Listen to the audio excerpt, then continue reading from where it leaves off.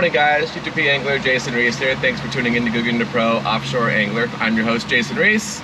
For those of you new to the channel, this channel follows me as I started offshore fishing 2 years ago almost. So I'm in my second year now, so a year and a half or so, starting from ground zero. Channel's meant to kind of provide tips for people that are learning and also some entertainment for folks who have been doing this for longer than I have been. So today's episode is going to be about trolling a 6-line spread by yourself. So today with me I've got my dog Skipper, or my son's dog Skipper, and my son Parker is actually in the cabin sleeping. So he's not going to do much fishing this morning. So I'm going to be out here doing it myself, and I'm going to show you kind of how it goes from start to finish, including kind of everything in between. So I'll tell you that the day started yesterday. So yesterday when I'm preparing for a day of offshore fishing, I look at all the rods, make sure everything's tip-top. I figure out what baits I'm going to run based on what I think the conditions are going to be and based on which fish I'm targeting. And then once I rig up, I am like feeling and inspecting every single leader on there to make sure that there's no nicks, no chafing, and if there is, I'm taking care of it before I ever come out here. Because once you're out here, it's a lot harder to do everything, especially when you're doing everything by yourself. So today specifically, going out this morning, we're going to do about a half day. The wind is supposed to pick up by afternoon and a small craft advisory kicks in. It is late May. The spring bites kind of died off, and with my son going, we talked about maybe just like anchoring up and doing some like grouper and yellowtail fishing, but he doesn't want to. It's super hot, and trolling is a nice comfortable way to go out during the day. The boat's moving, you get a little bit of a breeze, and it's just nicer. So it's kind of a calm, relaxed day, and little spurts of excitement along the way is the way I like to talk about trolling. And it's probably the most common fishing that I do out here now.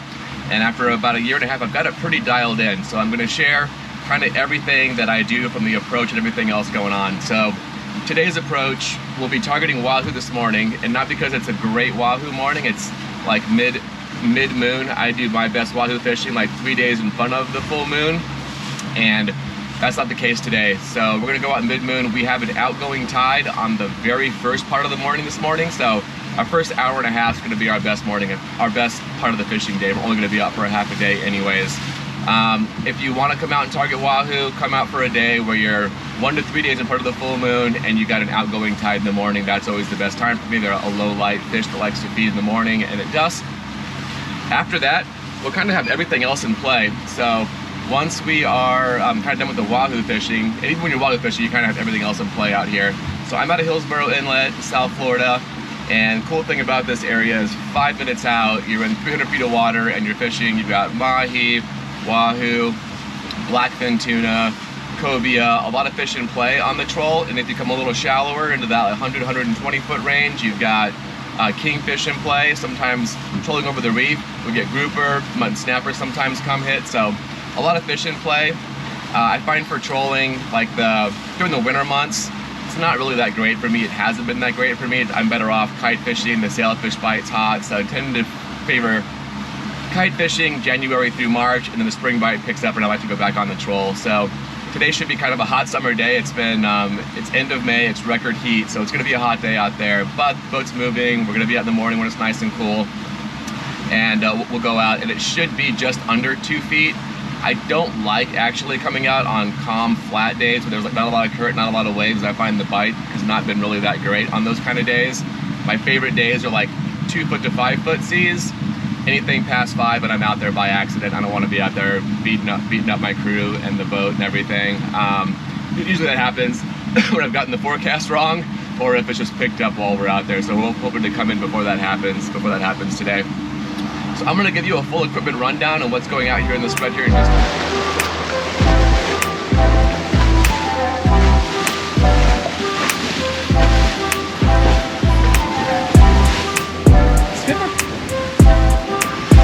For equipment for trolling out here, I bumped up since last year, and on the 2 outriggers, the shotgun, and the mid, I use these Avid 30 wides. They're Pro EXWs.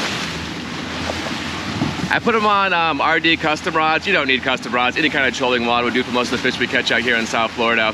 The other thing though is for planers, which I'm going to pull 2 of them today, you need to have a beefy rod. And for that I do use a custom rod, and you should have something that's going to be strong enough to handle all that resistance that a planer puts on, plus fighting a fish on them. And for those, I use these Tiagra 50 wides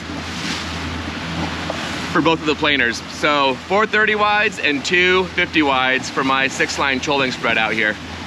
Now let me show you what I'm gonna have going out here in the spread today. All right, so even if you're an old pro out here, it's fun to see what other people are pulling in the spread and what is getting bit. And at the end of each video now, I'm trying to give a rundown on what worked and what didn't. So hopefully everybody can kind of learn on what's getting bit on out here. So today, going down the spread, on the first outrigger, it's gonna be a blue and white chuggerhead. On the number 4 long planer is gonna be blue and white sea witch, along with a artificial bonita strip. On the boonbird, which is the shotgun, is gonna be a Williamson sailfish catcher, along with the blue and white tuna taco feather. On the mid is gonna be this black and purple, I think it's a zoom witch, squid, and a smaller. All right, so we just passed 100 feet. I'm out past the third reef, and from here what I'm gonna do is send my longest line out first. So it's gonna be, the shotgun goes out first, way out there, and I mean, I put 2/3 of the spool out to try to pick up those like boat shy blackfin tuna. Right in front of that, I put the mid, and because I've got a teaser, a boonbird, on the shotgun way out, I make my mid one that runs a little bit deeper. So the zoom witch goes under subsurface. I even run like a smaller DTX spinno sometimes, something that'll pull that midline tight and keep it out of the way of the shotgun further out. And then I'm gonna deploy both of the outriggers. They're gonna be staggered, so when I make turns, they're gonna come like this. And then finally, I'm gonna deploy the planers. The long planer, the shallow planer, number 4 first, on about a 30-second count. And then about a 10-second count on the deeper number 6 or number 8 planer. If you only run one planer with a smaller beam boat, which I recommend, I like a 4-6 planer. That's a number 6 weight with a 4 plate. And then you can run like a DTX spinner or something else on the other corner. So I'm gonna get these deployed. I put the outriggers out when I was going through the inlet. Let's see if we get hooked up here. All right, got all the lines deployed. One thing when you're out here by yourself, everything from putting out the outriggers to get the lines deployed is, I like to go slow when I'm by myself. When we're tournament fishing, you got a bunch of guys in the boat, everyone's scrambling, everyone's fast, and I love that, it's exciting. But when I'm by myself, I recognize that doing anything fast and making a mistake that results in a tangle or anything going wrong, it's harder to undo it by yourself when you're out here trolling and you're losing your fishing time. So when you're out here deploying everything by yourself, go slow, get it right, get it out. I'm gonna show you guys the full front to end on planer fishing today. And I'll pull them in here in a second. One unfortunate thing that's happening is there's seaweed out here this morning, so all the lines are out. Already 3 lines got fouled. The good thing about planer fishing is the planers tend to hold the seaweed. So you go through the seaweed, the line, it catches the line, goes down, and the planer holds it, and your bait runs free behind. So that usually works out like that, but I'll probably let it go for a half an hour, then I'll pull lines in and check. But hopefully we get bit. First light this morning looks great. All right, 120 feet of water just outside of Boca Inlet. It is almost 7:30, and looks like the first bite is on the long planer, which is the artificial bonita strip. Let's get into it. So it has been just a morning full of seaweed. When you come out at first light, you can't really see the seaweed on the top of the water, and they have the sargassum grass has little air pods that inflate as the sun hits it, and it rises to the surface more, but at first light you can't see it. And we've been coming through seaweed. I've been non-stop rotating lines, bringing one in, clearing them one at a time. This is the time when you're fishing solo that it can be a little bit challenging with all of the seaweed. I'm not feeling much at all on this. There's nothing on here, so this fish unfortunately got up. I'm gonna pull it and check the bait, but while I'm here, I'm gonna show you about the planer. So you deploy this planer is gonna run like this with the weight towards the boat. And then when you set it, it's gonna go like this and drop down and create a bunch of resistance and pull your line deeper into the water column. And when it does, that rod tip's gonna go down. And then when it gets bit, it's gonna pull it straight, and that rod tip is gonna pop up. So it's the opposite of what you think when you're normally fishing. Every fisher thinks rod tip goes down, bite, but it's the opposite when you're planer fishing. If something big hits it, which is the best, that rod tip does not go up, it just goes down further, and it's totally on. So the way that I rig these is I do like a 10 to 15 loop uni from the braid to the bridle. And here's the bridle. It's a wind on swivel with cord, other side, and then the leader side. This is 80-pound mono. I do 100 feet of it on like an 8-wrap uni here, and I've gone to 60. I had more break off, so I've gone back to 80 this year, and it's been better for me.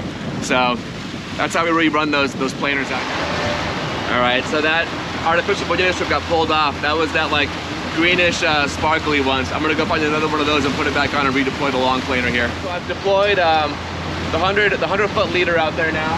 So now I'm attaching this number 4 planer with the weight towards the boat.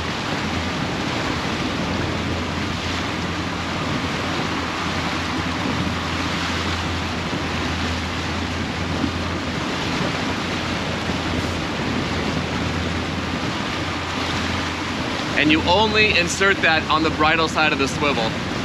So I'm gonna show you how I set this here. I'm gonna let it out. 30-second count for this one. Okay, so how do we set these now? So I'm gonna pull some slack in, and I'm gonna hold it about waist high, like down here. And watch that rod tip when I let it go. Make sure the line's clear. And now you can see the way it's bent over, that's set. All right, so we've had 2 bites on the artificial bonito strip on the planer, and the real bonito strip had no bites, and it finally washed out. This took about an hour and a half to wash out. So if you're out here dragging a real bonito strip for, you know, hour and 15 plus, I'd reel it in and take a look and see. I think most of the bites might be on the planers today, just because it's really hard to keep the rest of these topwater and subsurface lures weed free. It's a tough day when you're strolling by yourself and it's just non-stop seaweed. So just constantly cycling through the lines, bringing them in, clearing them, deploying them, bringing them in, clearing them, deploying them.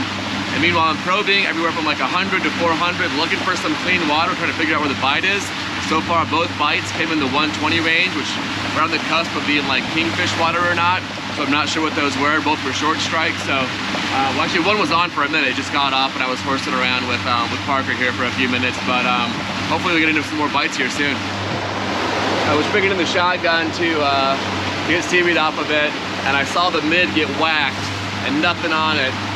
Pulled it in, and you can see the artificial bonito strip here got hit. So get a couple of bites here. Hopefully the next one hooks up. People ask me in my questions sometimes, like, how far out are the outrigger baits? We know how far the shotgun is and the mid is and the planers are. The outrigger baits are running out in clean water on the 4th or 5th little wake wave that comes off the back of the boat. So they're far enough out to be in clean water, but close enough that they're still very visible. And if you don't have outriggers, you can use these outrovers. I tried running these a couple weeks ago on an outrigger to go further away from the boat. Didn't work out very well. If you don't have an outrigger, these are designed to only run one direction away from the boat, either port or starboard. And with those, you can also get your baits away from each other and run more like an outrigger style setup. So that's an option for you guys without outriggers. All right, 150 feet of water off of, I guess just north of Fort Lauderdale. Try to go over some wrecks here, do something different to try to draw some more bites. And the short planer with the bonito strip just got hit. It was a really quick pull and a let go, so I'm not sure it's on or not.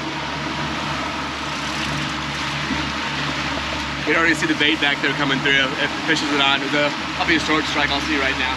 Definitely a bite. Bonito strip is mangled, so good news is we're getting a bite here. So I'm gonna go do a loop around up here and come back down these wrecks and see if we can find something else. All right, 120 feet here off of Fort Lauderdale, and the Nita strip, long planer artificial got hit. So we'll see what's going on with that right now. The ball was making a turn. It looked like it ran straight out. So right now this rod's bending. There's a fish on it. And all I want to do is go run to this rod and start reeling it in. But as it came on a turn, got a number of lines out in front of it. With only one person here, no one else to clear him, I'm going to clear the other lines first, hoping this fish stays on. I have the boat in autopilot. We're still pulling forward about 3.5 knots, so it should be enough tension to keep that fish hooked while I bring in the other lines in front of it. This is how it goes when you're solo fishing.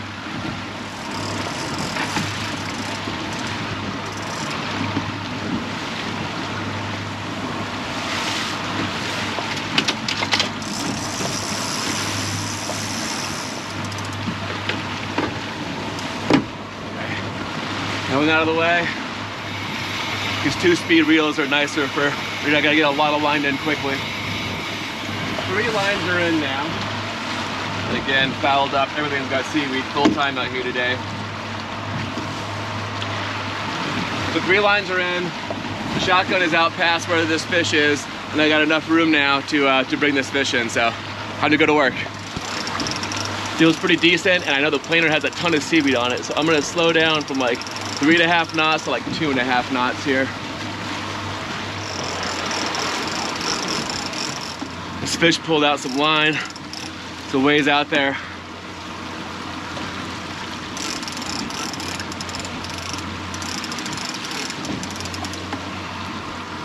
Like I said, a lot of seaweed on here still. When I caught this fish, I was turning just in front of the Guy Harvey wreck off of Fort Lauderdale. When you're out here trolling, they say the drunk captains catch the most fish, and what that means is you're kind of constantly making little like S-turns. And when you're turning the boat, half of your baits speed up and half of your baits slow down, and you'll notice the pattern over time that a lot of your bites come on those turns. The planer, way out there still. The shotgun's kind of over it. I'm going to see if I can get this shotgun line out of the way. The wind's kind of blowing it right in. I don't want to tangle this up. So as much as I tried to keep all the lines untangled, this fish pulled enough line to reach the shotgun, and it got twisted up, it looks like. So I'm trying to bring in both at the same time. It's hard to tell what's going on out there because you've got this line wrapped up with the bird boon teaser, a planer full of seaweed, and this might be the Guggen part of the day. Got the boom bird shotgun all wrapped up on the planer line here. Like 5 minutes later, I had to like cut a bunch of line off of the shotgun, unrig everything, and pull all this in. Still have not seen anything surface. The planer or the fish, nothing on here. So I'm gonna get the seaweed off, finish bringing this in.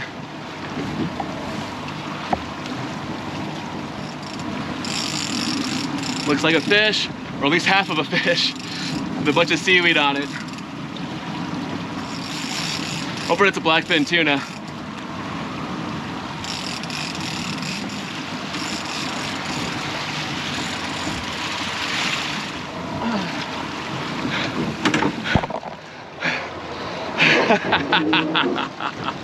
Yeah, nice big beefy blackfin, and look at that Nita strip right out the front of it.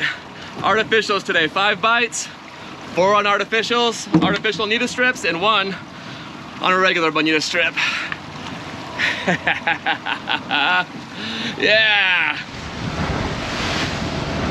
going over another wreck, and it looks like the long planer, oh, and now the short planer just triggered. Both of these triggered going over a wreck here in 106 feet, just outside of Hillsborough Inlet here. And a few boats out in front of me, I'm gonna make a move. The wind's picking up out here. I might have put the bite on, went over that wreck, doing just good timing, but I don't know if either of these fish are on. Neither of the rods are bouncing, but they both definitely got hit. One right after the other.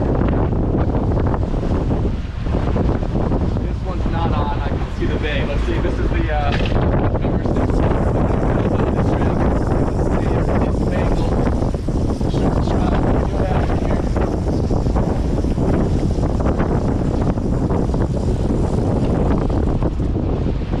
Alright, so that one got bit. Didn't get hooked up. Now let's go to the other side and see what's happening on the long planer. This is the artificial strip. This one's been on fire for us today.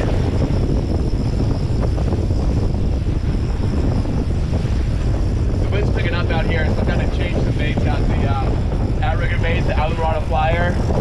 Doesn't run well in the wind. The wind picks up the line and blows it around too much. I gotta get a heavier bait into the outrigger. This one also does not feel like it's on. We'll pull this one in right now. This one actually might have gotten bitten all the way off. This feels really light. So at that depth could have been a kingfish, but let's see. This got bitten all the way off. Let's see what the line looks like here. Yeah, this just got bitten off, super sharp, likely a kingfish. Anyone who's listened to me before knows I'm a big stickler for keeping the boat clean, and that's even more important when we are offshore and you're fishing solo. So one cool product I picked up, this is a cleaning bit from Boat Goods. It's just got like a Brillo pad, kind of scrubby feel to it. Pop it on, and if you look right here at this like tuna blood from our last outing, all I do is rub it down, comes right off. Hit it with some raw water, and everything comes right off. And that way, at the end of the day, cleanup's a cinch. Well, I went to re-rig that last line, and the wind is just picking up, and Parker and the dog have gotten a little uncomfortable. It's picking up to 3 foot out here in like no time with the wind howling at a really short interval. So I'm gonna cut this video off early. I'm gonna give you a few more tips on the way in as we kind of like recap kind of how today went, a couple of parting points that I want to leave you guys with. So hang tight for a couple more pro tips.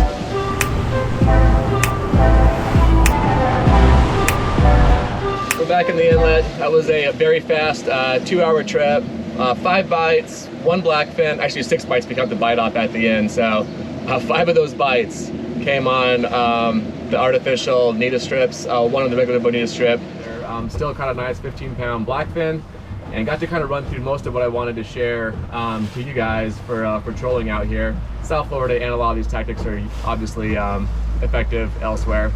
So the last 2 things I wanted to kind of leave you guys with. One is, I didn't really cover like where I was trolling. So initially I was going to kind of be 1 to 400, looking along the edge, which for us can be Wahoo, Mahi, kingfish, blackfin tuna, cobia, etc. Occasional sailfish mixed in, not so much on the troll usually, a couple a year for me maybe. Then I was going to shoot off to go chase Mahi later on if that wasn't productive. And with all of a sudden a little engine problem made me nervous, and the wind was picking up, so it may have worked out that I stayed close to the inlet, because once we were done and the wind picked up, it was a quick shot back in here 30 seconds in. So that was good. But when you're trolling out there, I was kind of trolling areas where I've caught fish before, but it wasn't really productive this morning, so I started to go look for structure. So I went over wrecks. I got most of my bites today over wrecks between 130 and 260 feet, and I caught more bites and the fish south off Fort Lauderdale versus north off of like Boca Deerfield, where I normally fish. So when things aren't working, the bite's slow, try something else. Today would have been a better day to be probably like either drifting or bottom fishing until the waves picked up. So if we'd brought gear for that, that would have been a good fit also. But all in all, a good day, and I hope that these tips were helpful. I'll put some more stuff down in the comments, things that I think are easier to write out and you can reference easier than this video. And let me know if this is helpful, and if you have any tips to share, please share them. I'm trying to get better out here every time. It's going to be a great summer. If you want to see some specific baits trolled, I'm up for throwing one of the spread. I try to put something new in every time, trying to see what works out here and what doesn't. So let me know what works for you guys, and if these tips are helpful. And while you're waiting for the next video, check out these videos. Thanks, guys.